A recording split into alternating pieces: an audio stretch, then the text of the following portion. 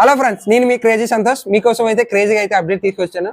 మీకు తెలుగు వస్తే చాలు పక్కా జాబ్ అనమాట. పంజాబ్ నేషనల్ బ్యాంక్ వాళ్ళు 750 పోస్టులు రిలీజ్ చేశారు. పోస్ట్ నేమ్ వచ్చి లోకల్ బ్యాంక్ ఆఫీసర్ అనమాట. ఇక శాలరీ విషయం వచ్చి 50,000 నుంచి మొత్తం అలవెన్స్లు కలుపుకొని మొత్తం 70,000 వరకు శాలరీ అయితే వస్తుంది అనమాట. ఇంకా మేల్ అండ్ ఫీమేల్ ఎవరైనా అప్లై చేసుకోవచ్చు. సెలక్షన్ ప్రాసెస్ ఏంటి, ఎలా అప్లై చేయాలి, ఈ వీడియోలో మొత్తం చెప్తారన్నమాట. వీడియోలోకి వెళ్ళే ముందు మీ నుంచి ఒకటే కోరుకుంటున్నాను, ఈ వీడియో లైక్ చేయండి, అలాగే ఛానల్ అయితే సబ్స్క్రైబ్ చేయండి.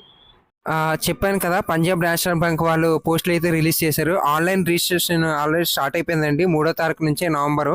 సో క్లోజింగ్ డేట్ వచ్చి 23. ఇంకా టైం ఉందండి. ఎవరైతే అప్లై చేయలేదో ప్రతి ఒక్కరు ఇల్లు అప్లై చేసుకోండి. ఇంకా ఆన్లైన్ టెస్ట్ వచ్చి మనకి డిసెంబర్ కానీ జనవరిలో కానీ కండక్ట్ చేస్తారన్నమాట.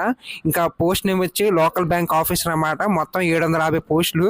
ఇంకా శాలరీ వేసుకొని వచ్చి అయితే 50,000 నుంచి ఉంది. మొత్తం అలవెన్స్లు కలుపుకొని స్టార్టింగ్ మొత్తాన్ని ఒక 70,000 వరకు ఇస్తారన్నమాట. సో ప్రతి ఒక్కరు కూడా ఈ ఆపర్చునిటీ యూజ్ చేసుకోండి, మిస్ చేసుకోకండి. సో ఆంధ్రప్రదేశ్ ఇంకా తెలంగాణ కూడా ఉంది. మీకు తెలుగు వస్తే చాలు, ఖచ్చితంగా ఈ జాబ్ అనేది మీకే అనమాట. సో కొంచెం కష్టపడితే చాలు, ఈ జాబ్ అనేది మీకు ఖచ్చితంగా తగులుతుంది అనమాట. ఇంకా ఎవరి స్టేట్ అయితే వాళ్ళు మాత్రం అప్లై చేసుకోండి. అక్కడ వేకెన్సీ ఆఫ్ వన్ స్టేట్ వాళ్ళు మాత్రం అప్లై చేయాలి. సో అవన్నీ చూసుకోండి. దాని తర్వాత మీకు క్యాస్ట్ వైజ్ కానీ అన్నీ చూసుకుంటే సరిపోద్ది. మీకు ఏజ్ లిమిట్ వచ్చి 20 to 30 అనేసి ఉందన్నమాట. సో అది చూసుకొని అప్లై చేయండి. Application be conducted only one state అనమాట. ఒక స్టేట్ మాత్రం వాళ్ళు అప్లై చేయాలి. ఏజ్ అండ్ క్వాలిఫికేషన్ వచ్చి లోకల్ బ్యాంక్ ఆఫీసర్ అన్నమాట. ఏజ్ లిమిట్ వచ్చి 20 to 30. ఇంకా క్యాండిడేట్ వస్తే ఖచ్చితంగా ఎనీ గ్రాడ్యుయేట్ అనమాట. మీ డిగ్రీ అయినా పర్లేదు, ఇంకా బీటెక్ అయినా పర్లేదు. సో మీకు Telugu local language candidate must profession reading, writing, speaking పక్కా మీకు తెలుగు వస్తే చాలు, ఈ జాబ్ అనేది మీకు పక్కా వచ్చేస్తమాట. సో ఎక్స్పీరియన్స్ వచ్చి 1 year, మినిమం 1 year ఎక్స్పీరియన్స్ అడిగాడు. అంటే మినిమం ఎంఎస్ ఆఫీస్ వస్తే చాలు. నాకు తెలిసి సర్టిఫికేట్ అనేది మీకు తెలుసు కదా, ఆటోమేటిక్గా వచ్చేస్తుంది. 1 year అయితే పక్కా అయితే ఎక్స్పీరియన్స్ అడుగుతున్నాడు. ఇంకా క్యాస్ట్ వైజ్ చూసుకుంటే 5 years ఉంది. ఇంకా అదర్ బ్యాక్వర్డ్ క్యాస్ట్ క్లాస్ అనేది 3 years ఉంది. ఇంకా person with bench mark disability as a defined under the rights of person with disability act 2016 అనమాట. 10 సంవత్సరాల వరకు ఉంది అది. ఇంకా మిగతా ఎక్స్ సర్వీస్ కానీ ఇంకేమైనా ఉంటే 5 years వరకు ఉంది. అవన్నీ చూసుకోండి ఏజ్ లిమిట్ అనేది మీకు సర్టిఫికేట్ ప్రకారం.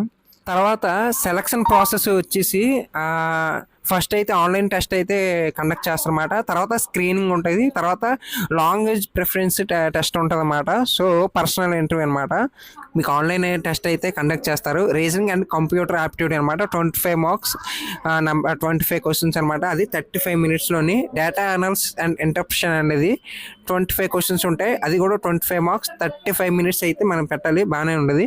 తర్వాత ఇంగ్లీష్ లాంగ్వేజ్ అనేది 25 questions ఉంటాయి. అది కూడా 25 marks, అది 25 minutes ఉంటుంది.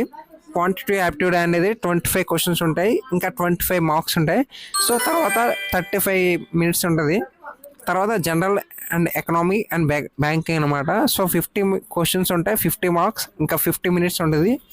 చాలా మంచి టైం ఇచ్చారు. సో దాని తర్వాత నెగిటివ్ మార్క్ వచ్చేసి 40% ఇచ్చాడు. అంటే 1/4 అనమాట. సో స్క్రీనింగ్ అనేది ఉంటుంది ప్రతిదీ. అంటే ఎగ్జామ్ అయిపోయిన తర్వాత ఇంటర్వ్యూ అనేది పక్కా ఉంటుంది అన్నమాట. దానికైతే 50 marks ఉంటుంది.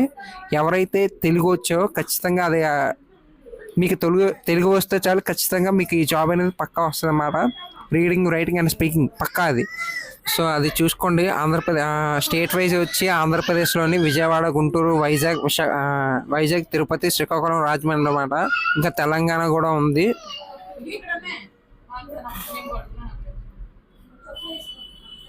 తెలంగాణ వచ్చి హైదరాబాద్, వరంగల్, మహబూబ్ నగర్, కరీంనగర్, ఖమ్మం అన్నమాట. సో ఇవి మిగతా జోన్ల వాళ్ళు కూడా ఉన్నారు స్టేట్ వైజ్గా చూసుకుంటే. ఇక్కడ చూసుకోరా నోటిఫికేషన్లు అయితే అంటే ఏవేవి సర్టిఫికేట్లు తేవాలో, ఏవేవి అటాచ్ చేయాలో మొత్తం అన్నీ ఉన్నాయి. ఒకసారి నోటిఫికేషన్ కూడా మీకు డిస్క్రిప్షన్లో పెడతాను, ఒకసారి చూడండి.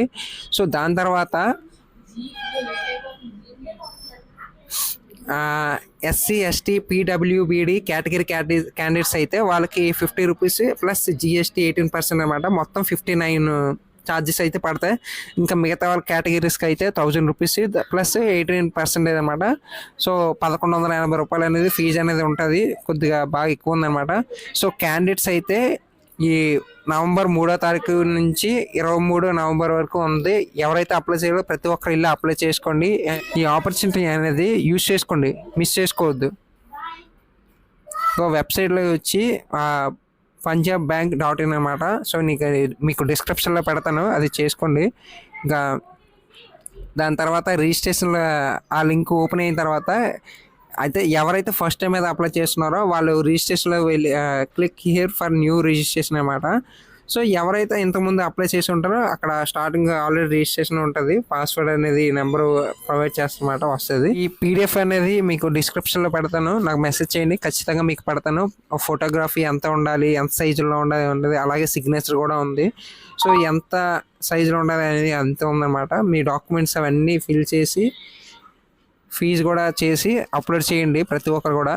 అంటే డిసెంబర్ నెక్స్ట్ మంత్ జనవరిలో కూడా ఈ ఎగ్జామ్ అనేది కండక్ట్ చేస్తారన్నమాట.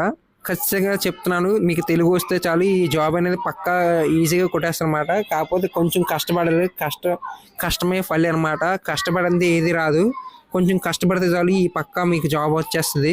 వెబ్సైట్ లింక్ వచ్చి మన డిస్క్రిప్షన్లో పెడతాను. ఇంకేమైనా డౌట్స్ ఉంటే మన కామెంట్ సెక్షన్లో కామెంట్ చేయండి. అలాగే ఇంకా పర్సనల్గా ఏమైనా డౌట్స్ ఉంటే మన ఇన్స్టాగ్రామ్ లింక్ పెడతాను డిస్క్రిప్షన్లో, నాకు పర్సనల్గా మెసేజ్ చేయండి.